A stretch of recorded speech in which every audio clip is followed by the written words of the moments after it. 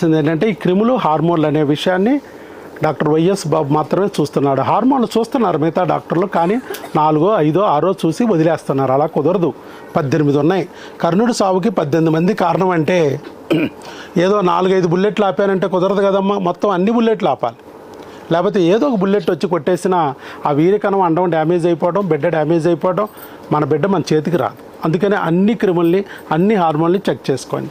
క్రిములు అయితే 5 కన్నా ఎక్కువ ఏ డాక్టర్ చూడలేదు. 5 క్రిములు అంతే చూసేది. కానీ మనం 25 రకాల క్రిములు చూస్తున్నాం, 18 రకాల హార్మోన్లు చూస్తున్నాం. అవన్నీ మీకు టెస్ట్ ఇస్తాం. అది మీకు తెలియదు కాబట్టి, మీ దగ్గర ఇంతకుముందు ఎక్కడా లేవు కాబట్టి మేము అన్నీ చేసుకున్నాం. అన్ని హార్మోన్లు ఒకే రోజు ఒకే శాంపుల్తో చేయాలి. అందుకోసమే ఆ శాంపుల్ సంబంధించి తీసేసుకుంటాం. అలాగే హార్మోన్లకు సంబంధించి, క్రిములకు సంబంధించి తీస్తాం. ఇందాక చెప్పా కదా, ఐవీఎఫ్లు పోతే 18 హార్మోన్లకి తీసుకుంటాం, ఐయుఐ పోతే 16కి తీసుకుంటాం. జీవితంలో ఒకసారి ఐవీఎఫ్ అవ్వలేదు అనుకుంటే 12 అయితే కంపల్సరీ తీసుకుంటాం. క్రిములు అయితే భర్తకు కానీ భార్యకు కానీ కంపల్సరీ చేస్తాం. ఒకవేళ ఐవీఎఫ్లు పోయి, ఆపరేషన్లు పోయి, నానా రకాల బాధలు పడి కొన్ని లక్షలు ఖర్చు పెట్టి వచ్చాం డాక్టర్ గారు అని అన్నాళ్ళకి మాత్రం 2కి క్రిములకి చేస్తాం. వాళ్ళకి ఇంకొక 10,000 అదనంగా అవుతుంది.